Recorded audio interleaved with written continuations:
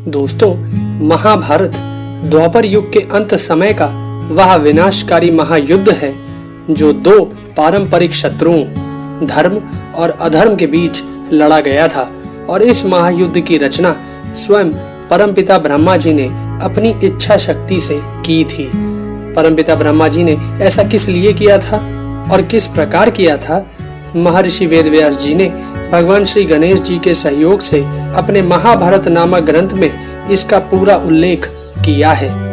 दोस्तों, द्वापर युग के अंत समय में जब इस पृथ्वी पर अधर्म बहुत ही बढ़ने लगा था और धर्म का पूरी तरह से पतन होने लगा था, तब देवी पृथ्वी उन पापियों के बोझ से भयभीत होकर परमपिता ब्रह्मा की शरण में चली गई थी और उनसे अपना सारा कष्ट बताकर यह प्रार्थना की थी कि मुझे इन पापियों के बोझ से मुक्त करवाओ।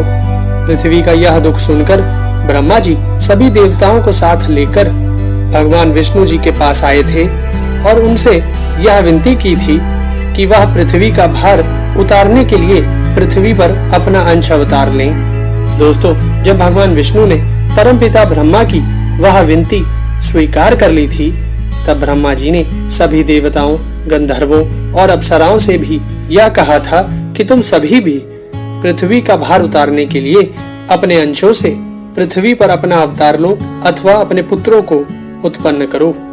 परमपिता ब्रह्मा जी के इस आदेश से कुछ देवताओं ने पृथ्वी पर अपना अंश अवतार लिया था तथा कुछ देवताओं ने अपने पुत्रों को उत्पन्न किया था। जैसे कि देव नामक वसु ने पितामह भीष्म के रूप में जन्म लिया था। बृहस्पति देव के अंश से द्रोणाचार्य उत्पन्न हुए थे। द्वापर युग के अंश से शकुनी का जन्म हुआ था। कलयुग के अंश से दुर्योधन का जन्म हुआ था। इसी प्रकार देवी कुंती के गर्भ से भगवान सूर्यदेव ने कर्ण को, धर्मदेव ने युधिष्ठिर को, वायुदेव ने भीम को तथा देवराज इंद्र ने अर्जुन को अपने पुत्र के रूप में उत्पन्न किया था। दोस्तों, कुंती ने देवी सिद्धि के अंश से राजा शूरसेन के घर में पुत्री के रूप में जन्म लिया था। तब उनका नाम प्रथा था, परंतु राजा शूरसेन ने अपनी उस पुत्री प्रथा को अपनी बुआ के संतानहीन पुत्र राजा कुंती भोज को दे दिया था। राजा कुंती भोज की पुत्री हो जाने के कारण ही प्रथा को कुंती कहा जाने लगा था। प्रथा के बाद राजा शूरसेन के घर में दूसरी संतान के रूप में वासुदेव जी का जन्म हुआ था। दोस्तों, वासुदेव जी जब युवा हुए तो उनका विवाह मथुरा के राजा कंस की बहन देवकी के साथ हुआ था, परंतु उनके विवाह के समय ही यह आकाशवाणी हो गई थी कि देवकी और वासुदेव के 8वें पुत्र के हाथों से ही कंस की मृत्यु होगी। तब देवकी के सभी पुत्रों को मार डालने के लिए कंस ने अपनी बहन देवकी और बहनोई वासुदेव को कैद करके अपने कारागार में डाल दिया था। फिर उसी कारागार में देवकी के गर्भ से 8वें पुत्र के रूप में भगवान विष्णु ने अपना कृष्ण रूपी अंश अवतार लिया था। भगवान श्री कृष्ण ने अपने बालपन से ही अपनी लीलाएं दिखाते हुए अधर्मियों का विनाश करना आरंभ कर दिया था और कंस सहित कई असुरी शक्तियों का वध कर दिया था। महर्षि वेदव्यास जी ने अपनी महाभारत कथा में इक्ष्वाकु वंश के एक बड़े ही प्रतापी राजा महाभीष के बारे में उल्लेख किया है। राजा महाभीष मृत्यु को प्राप्त होने के बाद स्वर्गलोक में निवास कर रहे थे। एक दिन स्वर्गलोक में निवास करने वाले कई राजर्षि किसी कार्य से परमपिता ब्रह्मा जी से मिलने ब्रह्मलोक गए हुए थे। वह सभी राजर्षि ब्रह्मा जी से वार्तालाप कर ही रहे थे कि तभी देवी गंगा परमपिता ब्रह्मा जी से मिलने वहां आ गई थी। उसी समय हवा के एक झोंके से देवी गंगा के वस्त्र कुछ खिसक गए थे। यह देख सभी राजर्षियों ने अपनी आंखें नीची कर ली थीं, परंतु राजर्षि महाभीष एकटक देवी गंगा को ही देखते रहे। राजर्षि महाभीष के इस अभद्र आचरण के कारण उनके सारे पुण्य नष्ट हो गए थे। तब ब्रह्मा जी ने महाभीष से कहा था कि तुम्हारे पुण्यों के नष्ट हो जाने के कारण तुम्हें फिर से पृथ्वी पर जन्म लेना पड़ेगा। यह सुनकर महाभीष को बड़ा दुख हुआ था, इसलिए उन्होंने परमपिता ब्रह्मा जी से प्रार्थना की थी कि उन्हें कुरुवंशी राजा प्रतीप के यहाँ ही पुत्र रूप में जन्म मिले, क्योंकि उस समय हस्तिनापुर के राजा प्रतीप ही इस पृथ्वी के सबसे प्रतापी राजा थे। दोस्तों, इसी कारण परमपिता ब्रह्मा जी ने महाभारत के उस महायुद्ध का केंद्र हस्तिनापुर को बनाया था और इन्हीं राजर्षि महाभीष को महाभारत युद्ध की नींव की पहली ईंट बनाया था। दोस्तों, देवी गंगा तीनों लोकों में सभी को मोक्ष प्रदान करने वाली देवी है। इसी कारण एक दिन महर्षि वशिष्ठ जी के श्राप से पीड़ित 8 वसु उनके पास आए और देवी गंगा से विनती करते हुए बोले कि हमें महर्षि वशिष्ठ जी के श्राप के कारण मनुष्य योनि में जन्म लेना है, अतः आप ही हमें उस श्राप से मुक्ति प्रदान करवाइए। उन वसुओं की प्रार्थना सुनकर देवी गंगा ने कहा कि मैं तुम लोगों को अपने गर्भ से मनुष्य योनि में जन्म दूंगी और तत्काल ही तुम्हें अपने जल में प्रवाह करके मनुष्य योनि से मुक्त भी कर दूंगी। देवी गंगा ने उन वसुओं को जन्म देने का वचन तो दे दिया था, परंतु उसके बाद वह यह सोचने लगी थी कि वह पृथ्वी पर किस मनुष्य के साथ विवाह करके इन वसुओं को जन्म देंगी। तभी उन्हें राजर्षि महाभीष की याद आई, जिन्होंने ब्रह्मा जी से राजा प्रतीप के यहाँ पुत्र रूप में जन्म लेने की विनती की थी। राजर्षि महाभीष की याद आते ही देवी गंगा राजा प्रतीप के पास उनसे मिलने पहुंच गई थी। हस्तिनापुर के राजा प्रतीप उस समय अपनी पत्नी के साथ गंगा द्वार नामक स्थान पर संतान प्राप्ति के लिए तपस्या कर रहे थे। देवी गंगा ने राजा प्रतीप के पास जाकर उनसे अपनी समस्या बताई और यह निश्चित किया कि वह उनके भावी पुत्र की पत्नी बनेंगी। राजा प्रतीप बड़े ही बूढ़े हो चुके थे, इसलिए उन्हें अपना वंश शांत होता यानी समाप्त होता दिखाई पड़ रहा था। इसलिए जब इस देव योग के कारण राजर्षि महाभीष ने उनके यहाँ पुत्र के रूप में जन्म लिया तो उस पुत्र का नाम शांतनु ही पड़ गया था। शांतनु जब युवा हुए तब राजा प्रतीप ने उनसे यह कहा कि तुम्हारे पास एक स्त्री पुत्र प्राप्ति की अभिलाषा से आएगी, तुम उसकी कोई जांच पड़ताल मत करना और उसकी इच्छा पूर्ण कर देना। तुम्हारी पत्नी बनकर वह जो भी अनर्थ करे, परंतु तुम उससे कुछ भी मत कहना। शांतनु को यह समझाने के बाद राजा प्रतीप ने शांतनु को हस्तिनापुर का राजा बना दिया और खुद तपस्या करने के लिए वन में चले गए थे। कुछ दिनों बाद राजा शांतनु शिकार खेलते हुए गंगा नदी के तट पर पहुंचे तो वहां उन्हें एक बहुत सुंदर स्त्री दिखाई पड़ी। राजा शांतनु उसे देखते ही उस पर मोहित हो गए और उस स्त्री के सामने विवाह का प्रस्ताव रख दिया। तब उस स्त्री ने कहा कि मैं एक शर्त पर ही विवाह कर सकती हूँ कि मैं कुछ भी अच्छा या बुरा करूँ, आप मुझे टोकेंगे नहीं। जिस दिन आप मुझे टोकेंगे उस दिन मैं आपको छोड़कर चली जाऊंगी। स्त्री की यह बात सुनते ही राजा शांतनु को अपने पिता की बात याद आ गई और उन्होंने बिना कुछ जांच पड़ताल किए उस स्त्री की बात स्वीकार कर उससे विवाह कर लिया। इस प्रकार देवी गंगा राजा शांतनु की पत्नी बनकर हस्तिनापुर चली आई थी। राजा शांतनु की पत्नी बनने के बाद देवी गंगा ने एक एक कर 7 पुत्रों को जन्म दिया, परंतु देवी गंगा अपने उन पुत्रों को पैदा होते ही अपने जल में बहा देती थी।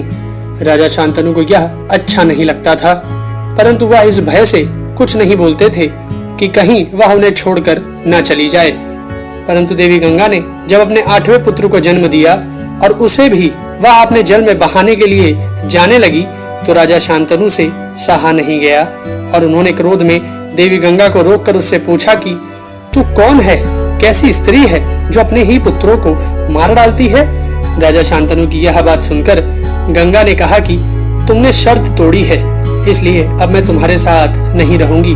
और साथ ही देवी गंगा ने शांतनु को अपना परिचय देते हुए यह बताया कि मैं गंगा हूँ और उसके सभी पुत्र वो वसु थे जिन्हें महर्षि वशिष्ठ जी के श्राप के कारण मनुष्य योनि में जन्म लेना पड़ा था। राजा शांतनु के पूछने पर देवी गंगा ने बताया कि एक बार 8 वसु अपनी पत्नियों के साथ घूमते हुए वशिष्ठ जी के आश्रम में पहुंच गए थे। वहां देव नामक वसु की पत्नी ने कामधेनु गाय की पुत्री नंदिनी गाय को देखा तो उसने देव से कहा कि मैं अपनी सखी के लिए यह गाय चाहती हूँ, इसलिए इसको चुरा ले चलो। पत्नी की बात सुन वसुदेव ने अपने भाइयों के साथ मिलकर नंदिनी का हरण कर लिया था। जब वशिष्ठ जी ने अपनी दिव्य दृष्टि से यह सब पता लगा लिया तब उन्होंने यह श्राप दे दिया था कि जिन वसुओं ने मेरी गाय हरी है उन वसुओं का जन्म मनुष्य योनि में होगा। वशिष्ठ जी का यह श्राप सुनकर 8 वसु उनके चरणों में गिरकर क्षमा मांगने लगे थे। तब वशिष्ठ जी ने अपना श्राप कम करते हुए कहा था कि 7 वसु तो जन्म लेने के बाद जल्द ही मनुष्य योनि से छुटकारा पा जाएंगे, परंतु यह देव नामक वसु बहुत दिनों तक मृत्यु लोक में रहेगा। गंगा कहती है कि हमारा यह 8वां पुत्र वही देव नामक वसु है जो चिरकाल तक इस मनुष्य लोक में रहेगा। यह कहकर गंगा अपने उस पुत्र के साथ अंतर्धान हो गई थी। दोस्तों, देवी देवता तथा सिद्ध पुरुष कभी मोह के अधीन नहीं होते हैं। इसी कारण देवी गंगा जिस कार्य से राजा शांतनु के जीवन में उनकी पत्नी बनकर आई थी, अपने उस कार्य को पूर्ण करके वह वापस अपने लोक चली गई थी। परंतु राजा शांतनु एक मनुष्य थे, इस कारण वह देवी गंगा के चले जाने से बड़े उदास हो गए थे। राजा शांतनु देवी गंगा को और उनके साथ व्यतीत किए गए अपने समय को भुला नहीं पा रहे थे। इस कारण वह मोह के अधीन होकर अक्सर गंगा नदी के तट पर चले जाया करते थे और उसकी बहती हुई जल की धारा को एकटक देखते रहते थे। इस प्रकार कई वर्ष बीत गए थे, परंतु राजा शांतनु किसी भी जतन से देवी गंगा को भुला नहीं पाए थे और इसी कारण ही उन्होंने अपना दूसरा विवाह भी नहीं किया था। राजा शांतनु की इस अवस्था को देखकर राज्य की प्रजा तथा सभी मंत्री यही सोचने लगे थे कि राजा शांतनु के बाद इस कुरुवंश का दीपक सदा के लिए बुझ जाएगा। सदा की भांति राजा शांतनु एक दिन फिर गंगा नदी के तट पर विचरण करने आए तो वह यह देखकर बड़े ही चकित रह गए कि गंगा नदी में पानी ही नहीं है। सूखी हुई गंगा नदी को देख राजा शांतनु मन ही मन बड़े चिंतित हो गए और फिर इसका कारण पता करने के लिए वह नदी के किनारे किनारे उसके बहाव के विपरीत दिशा में आगे बढ़ने लगे। कुछ दूर जाकर राजा शांतनु ने देखा कि एक बड़ा ही तेजस्वी बालक अपने धनुष से दिव्य अस्त्रों का अभ्यास कर रहा है और साथ ही उन्होंने यह भी देखा कि उसी बालक ने ही अपने बाणों के प्रभाव से गंगा की धार को रोक दिया है।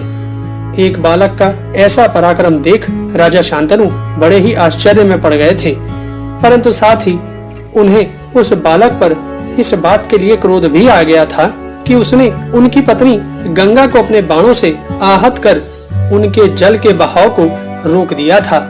इसलिए वह क्रोध में उस बालक की तरफ चल पड़े थे, परंतु राजा शांतनु के उस बालक तक पहुंचने से पहले ही वह बालक अंतर्धान हो गया था और गंगा की जल की धारा पुनः अपने वेग से बहना आरंभ हो गई थी। यह सब देखकर राजा शांतनु के मन में यह संदेह उत्पन्न हो गया था कि कहीं वह बालक वही तो नहीं था जो उनके और देवी गंगा के संयोग से उत्पन्न हुआ था। मन में ऐसा संदेह उत्पन्न होने पर राजा शांतनु गंगा नदी के तट पर खड़े होकर देवी गंगा की स्तुति करने लगे और देवी गंगा से प्रार्थना करते हुए यह बोले कि यदि वह बालक वही है तो वह उससे मिलना चाहते हैं। देवी गंगा राजा शांतनु की उस स्तुति से प्रसन्न होकर अपने मनुष्य रूप में उस बालक को अपने साथ लेकर राजा शांतनु के पास आ गई थी और राजा शांतनु के मन में उत्पन्न संदेह को समाप्त करती हुई बोली कि यह आपका वही 8वां पुत्र देवव्रत है जो मेरे गर्भ से जन्मा था। आपका यह पुत्र देवगुरु बृहस्पति और दैत्य गुरु शुक्राचार्य के समान ज्ञानी है तथा देवराज इंद्र के समान धनुर्धर है।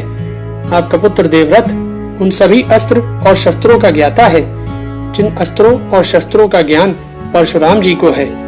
अभी आप अपने इस पुत्र को स्वीकार करिए और इसे अपने साथ ले जाइए। इस प्रकार देवव्रत को राजा शांतनु को सौंपकर देवी गंगा पुनः अंतर्धान हो गई थी। राजा शांतनु अपने उस पुत्र देवव्रत को पाकर बड़े ही प्रसन्न हो गए थे और उसे अपने साथ हस्तिनापुर लेकर चले गए थे। इस प्रकार देवव्रत के आ जाने से हस्तिनापुर राज्य की प्रजा और मंत्री सभी बड़े प्रसन्न हो गए थे और साथ ही देवव्रत का साथ पाकर राजा शांतनु ने शीघ्र ही देवी गंगा के वियोग का मोह भी त्याग दिया था और प्रसन्नता पूर्वक राज्य का कार्यभार संभालने लगे थे। कुछ वर्ष व्यतीत होने के बाद राजा शांतनु ने अपने पुत्र देवव्रत को अपना युवराज बना दिया था। देवव्रत अपने सदाचार और पराक्रम के चलते पहले से ही प्रजा के बीच में लोकप्रिय था, इसलिए युवराज बनने के बाद देवव्रत ने अपने गुणों से अपनी सारी प्रजा का दिल जीत लिया था। दोस्तों, हस्तिनापुर के युवराज देवव्रत ने अपने स्तर से राज्य के बहुत से कार्यों को भली भांति संभालना आरंभ कर दिया था, जिससे राजा शांतनु के पास राज्य की बहुत कम जिम्मेदारियां रह गई थीं। इस कारण राजा शांतनु प्रसन्न मन से अक्सर वन में शिकार खेलने चले जाते थे अथवा किसी रमणीय स्थल पर विचरण करने चले जाते थे। इसी तरह एक दिन राजा शांतनु यमुना नदी के तट पर विचरण कर रहे थे कि तभी उन्हें बड़ी ही अद्भुत सुगंध का आभास हुआ। वह सुगंध राजा शांतनु के मन को इतनी भा गई थी कि वह अपने चारों तरफ उस वस्तु की खोज करने लगे जिससे वह दुर्लभ सुगंध आ रही थी। इस तरह राजा शांतनु उस सुगंध के बारे में पता करते हुए यमुना नदी के किनारे रहने वाले निषादों के यहाँ पहुँच गए थे। वहां जाकर राजा शांतनु को जब यह पता चला कि यह सुगंध निषाद राज की कन्या सत्यवती के बदन से आती है, तो यह सुनकर राजा शांतनु बड़े ही आश्चर्य में पड़ गए थे और उनके मन में उस सत्यवती को देखने की इच्छा प्रबल हो गई, जिसके बदन से ऐसी दुर्लभ सुगंध आती है।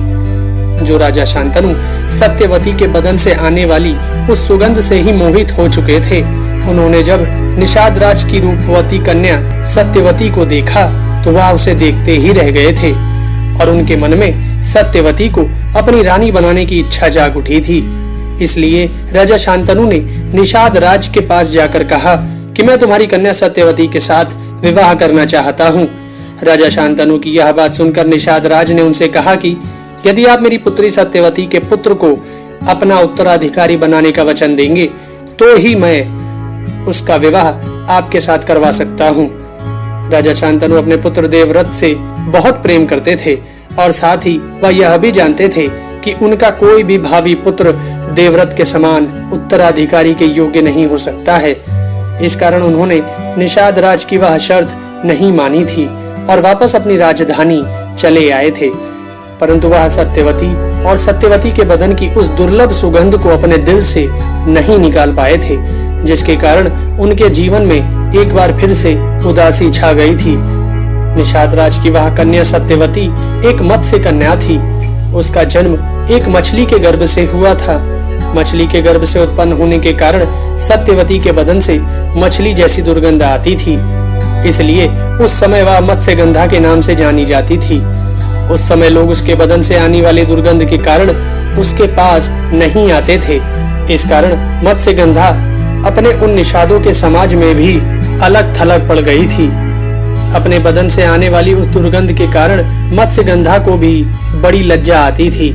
लोगों से दूर एकाकी जीवन जीने वाली मत्स्यगंधा अपना समय व्यतीत करने के लिए यमुना नदी में नाव चलाकर यात्रियों को नदी के एक पार से दूसरे पार पहुंचाने का कार्य किया करती थी।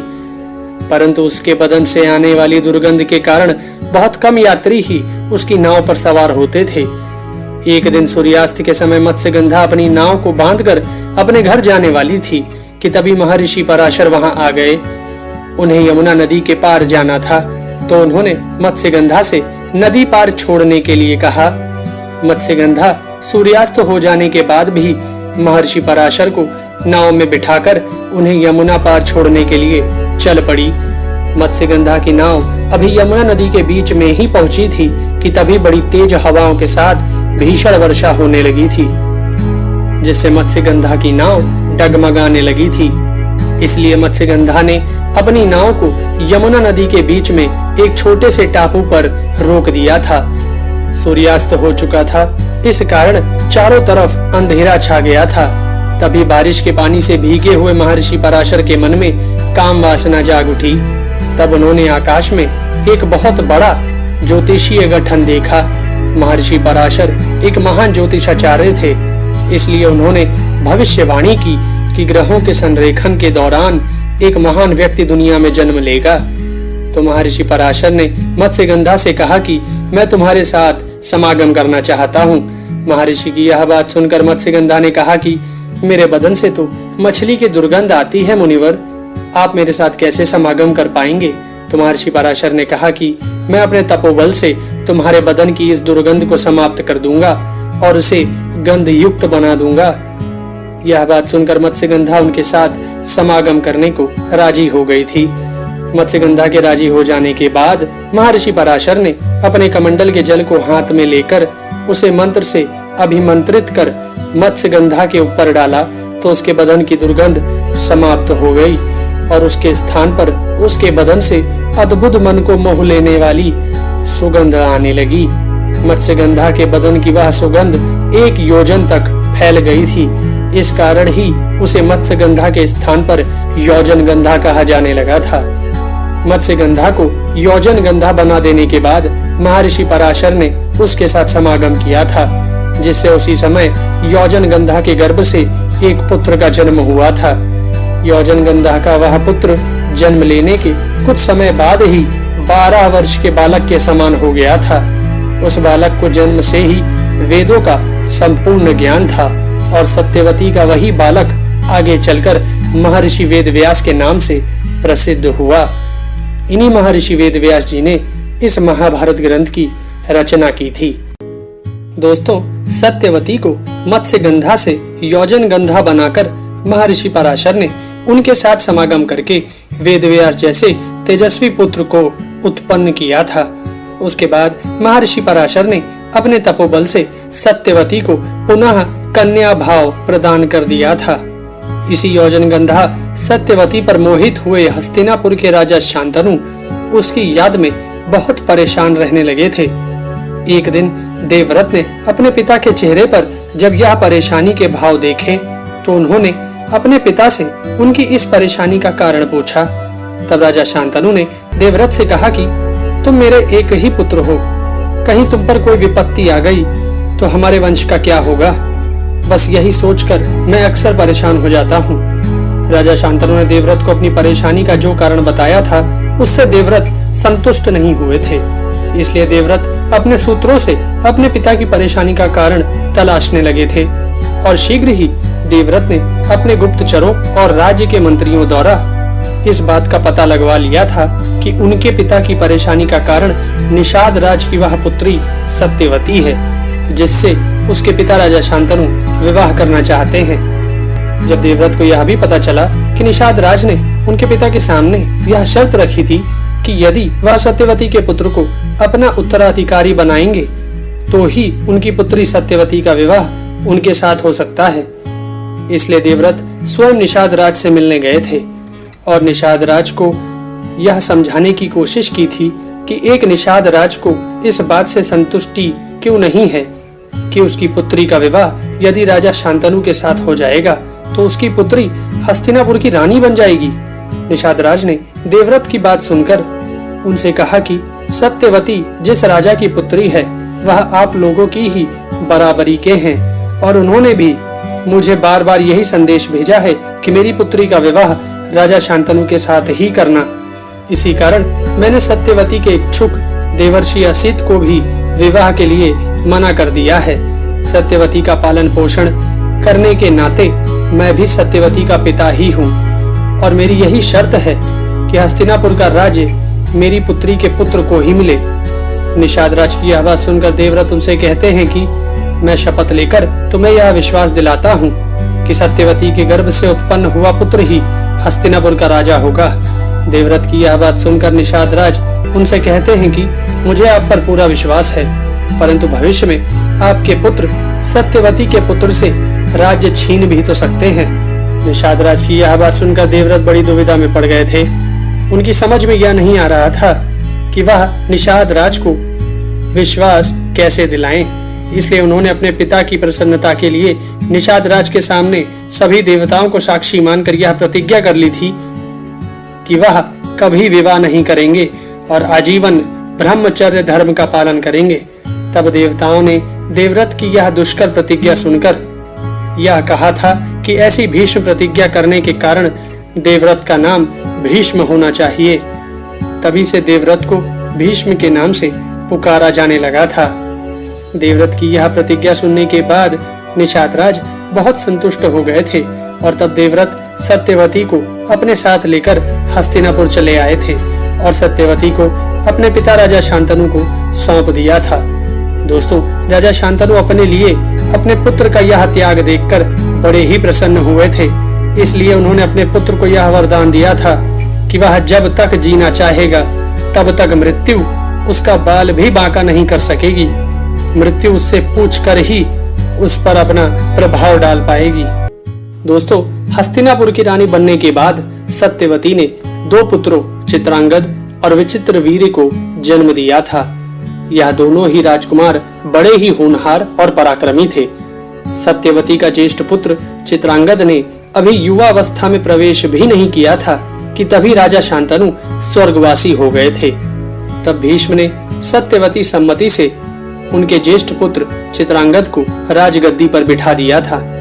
चित्रांगद बड़ा ही पराक्रमी था, इसलिए उसने अपनी उसी अवस्था में कई राजाओं को पराजित कर उनके राज्य पर अधिकार कर लिया था। इसी चित्रांगद नाम का एक गंधर्वों का राजा भी था।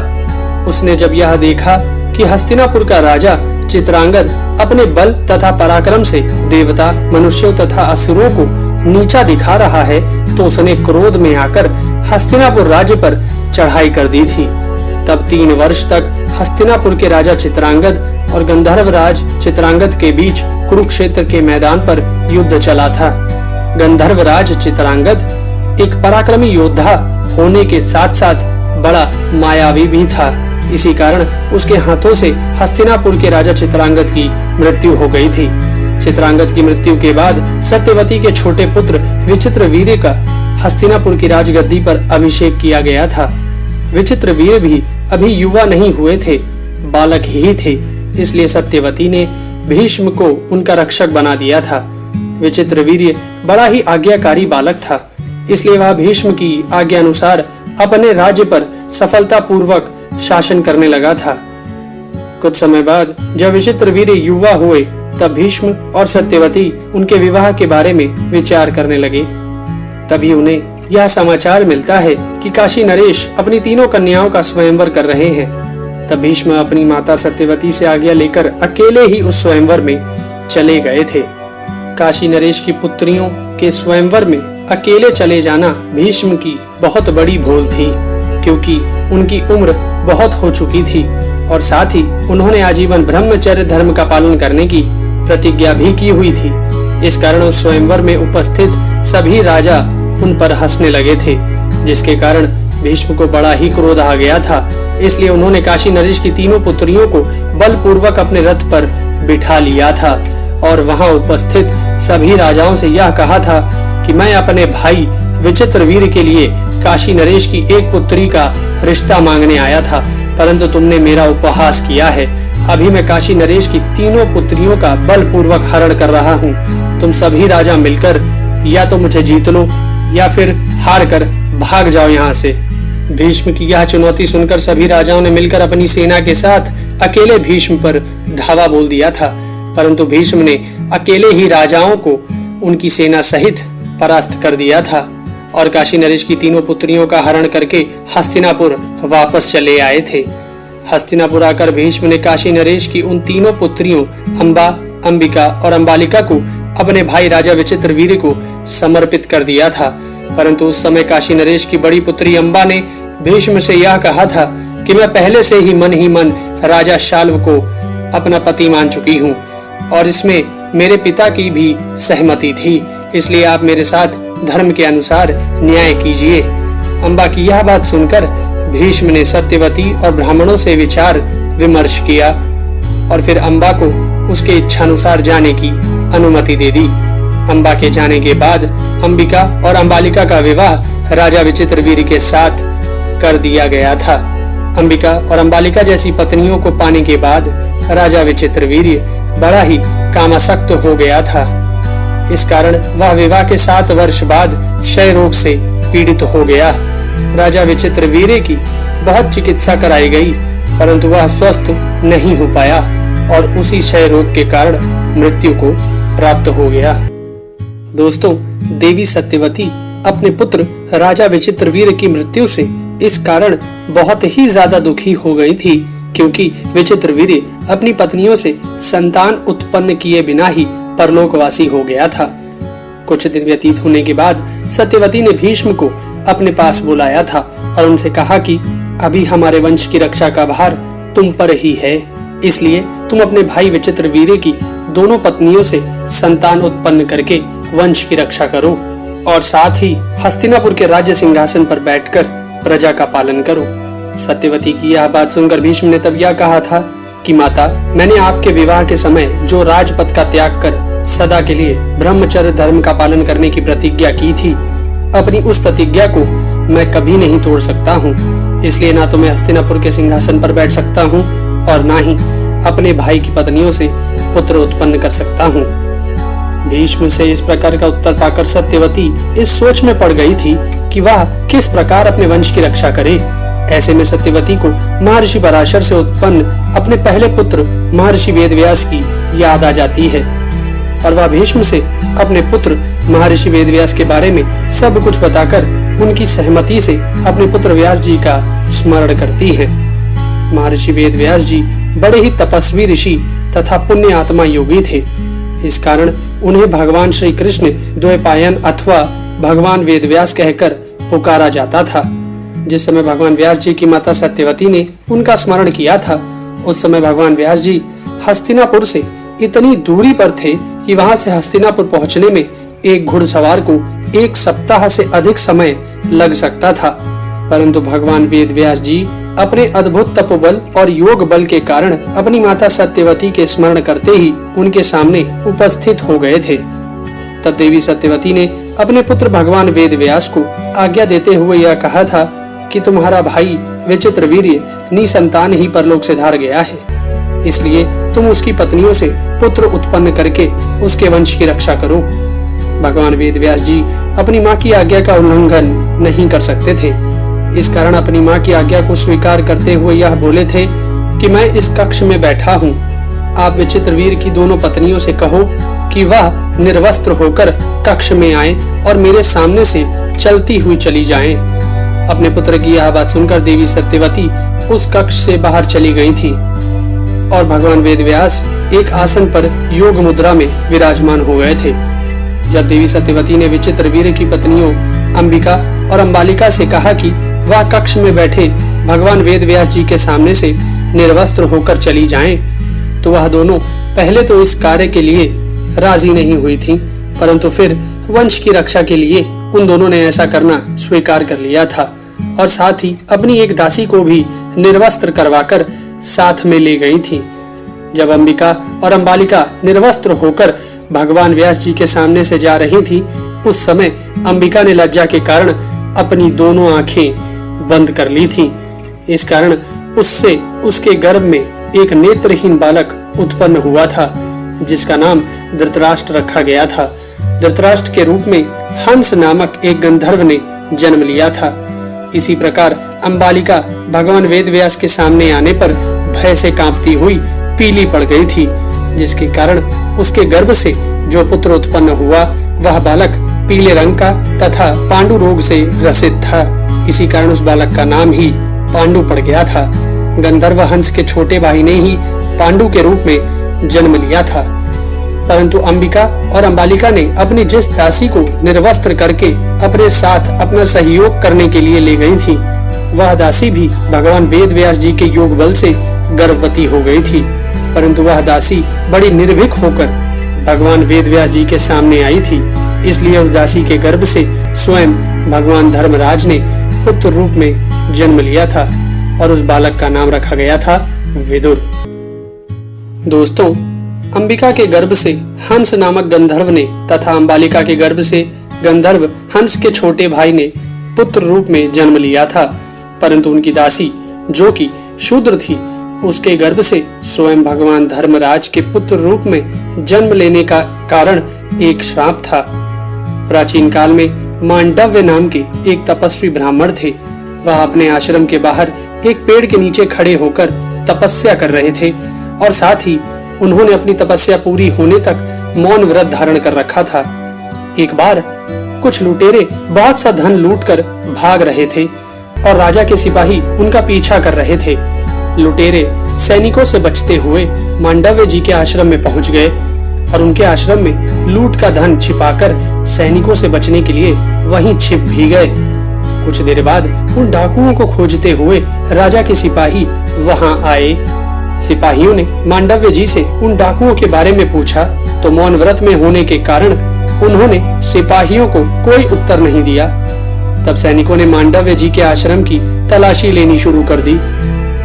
आश्रम की तलाशी लेने पर सैनिकों को सारा धन और डाकू दोनों ही मिल गए। इसलिए सिपाहियों ने डाकुओं के साथ मांडव्य जी को भी पकड़ ले गए और उन्हें अपने राजा के सामने उपस्थित किया।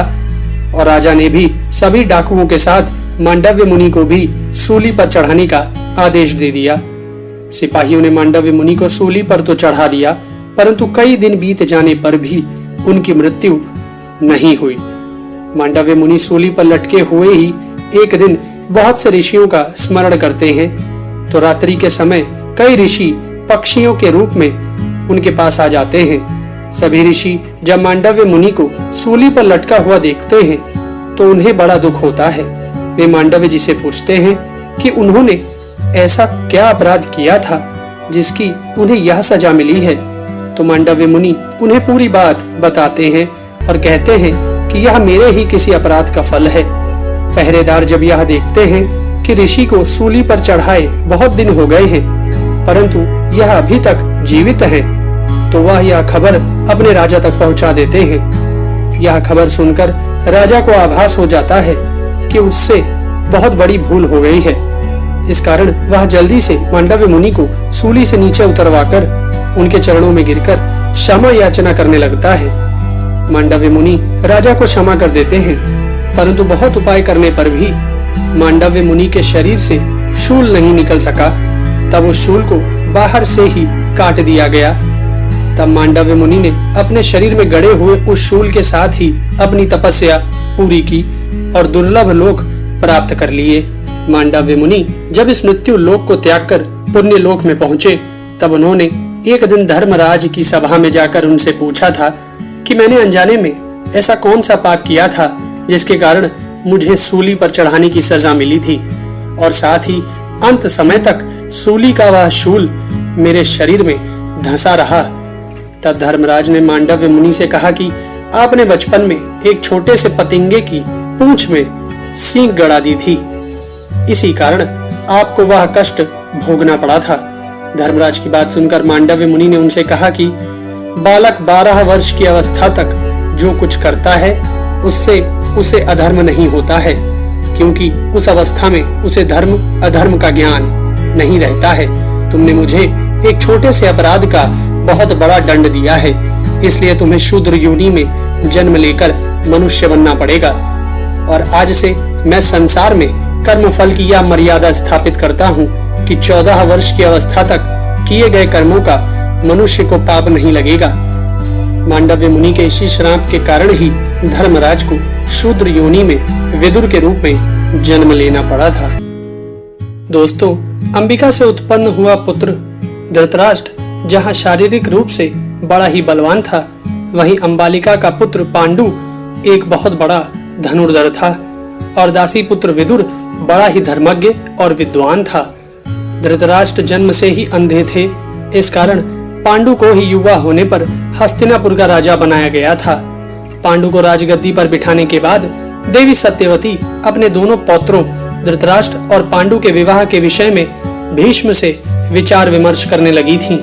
तभी उन्हें यह पता चला कि गंधार नरेश सुवल की पुत्री गंधारी सभी शुभ लक्षणों से युक्त है और उसने भगवान शंकर को प्रसन्न करके 100 पुत्रों का वरदान भी प्राप्त कर लिया है। गांधारी के बारे में यह सब सुनकर भीष्म ने गंधार नरेश के पास धृतराष्ट्र और गंधारी के रिश्ते के लिए अपना एक दूत भेजा। पहले तो गंधार नरेश सुवल ने एक अंधे के साथ अपनी पुत्री का विवाह करने से मना कर दिया था, परंतु बाद में हस्तिनापुर के राजवंश और सदाचार पर विचार कर अपनी पुत्री गंधारी का विवाह धृतराष्ट्र के साथ करने का निश्चय कर लिया था। जब गांधारी को यह बात पता चली कि उसके होने वाले पति नेत्रहीन हैं, तो उसने भी अपनी आंखों पर पट्टियां बांध ली थी। पतिव्रता गांधारी का यह निश्चय था कि वह अपने पति के अनुकूल ही रहेगी। इस प्रकार धृतराष्ट्र का विवाह गांधारी के साथ संपन्न हो गया था। इसके कुछ दिनों बाद राजा कुंती भोज की पुत्री कुंती ने अपने स्वयंवर में सत्यवती के दूसरे पौत्र राजा पांडु को अपना वर चुन लिया था। परंतु भीष्म राजा पांडु का एक और विवाह करवाना चाहते थे। इसलिए उन्होंने मद्र राज्य के राजा शल्य से उनकी बहन माद्री का हाथ राजा पांडु के लिए मांग लिया था। अतः राजा पांडु का दूसरा विवाह माद्री के साथ संपन्न हुआ था। धृतराष्ट्र और पांडु के विवाह के बाद भीष्म को जब यह पता चला कि राजा देवक के यहाँ एक दासी की पुत्री बड़ी ही सुंदर है, तो उन्होंने उस दासी की पुत्री का विवाह विदुर के साथ करवा दिया था। दासी पुत्र विदुर महर्षि व्यास द्वारा उत्पन्न हुए थे और बड़े ही धर्मज्ञ थे। इस कारण सत्यवती और भीष्म विदुर को अपना ही एक अंग समझते थे तथा धृतराष्ट्र और राजा पांडु भी धर्मज्ञ विदुर को सदैव अपने साथ ही रखा करते थे। विवाह हो जाने के कुछ दिनों बाद राजा पांडु के मन में पूरी पृथ्वी को जीतने की इच्छा उत्पन्न हो गई थी और वह सेना लेकर पूरी पृथ्वी को जीतने के लिए निकल पड़े थे। राजा पांडु ने सबसे पहले अपने शत्रु दशारण नरेश पर आक्रमण किया और उसके राज्य को जीत लिया था। उसके बाद उन्होंने मगध राज्य पर चढ़ाई करके उनको उनके ही राजगृह में जाकर मार डाला था। फिर राजा पांडु ने विदेह, काशी, शुंभ और पुड्र आदि राज्यों पर अपनी विजय पताका फहराई। इस प्रकार अनेकों राजाओं को पराजित कर राजा पांडु को पृथ्वी का सम्राट मान लिया था। राजा पांडु के सम्राट बनने के बाद एक दिन महर्षि व्यास अपने पुत्र को आशीर्वाद देने के लिए हस्तिनापुर आए थे। तब तीनों पुत्र वधुओं गंधारी, कुंती तथा माद्री ने अपने ससुर महर्षि व्यास की बहुत सेवा की थी।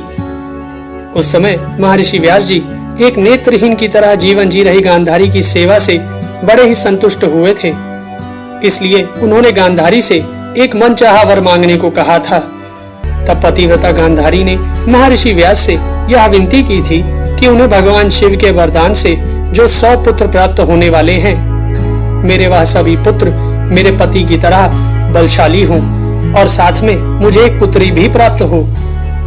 कुछ समय बाद राजा पांडु अपनी दोनों पत्नियों और सेना के साथ वन में शिकार खेलने के लिए चले आए थे। एक दिन शिकार खेलते समय राजा पांडु की नजर एक मृग और मृगी पर पड़ गई जो मैथुन क्रिया कर रहे थे। राजा पांडु ने अपने बाणों से उन दोनों मृग और मृगी को घायल कर दिया था। घायल होते ही वह मृग और मृगी मनुष्य रूप में परिवर्तित हो गए थे। वह ऋषि किंदम और उनकी पत्नी थे। किंदम ऋषि ने राजा पांडु से कहा कि मैं एक तपस्वी मुनि हूँ और मृग रूप में अपनी पत्नी के साथ विहार कर रहा था, इसलिए मुझे मारने से तुम्हें ब्रह्म हत्या तो नहीं लगेगी, परंतु तुमने मुझे जिस अवस्था में मारा है उसी अवस्था में जब तुम अपनी पत्नी के साथ सहवास करोगे तभी तुम्हारी मृत्यु हो जाएगी। राजा पांडु को यह श्राप देकर किंदम ऋषि और उनकी पत्नी ने अपने प्राण त्याग दिए थे।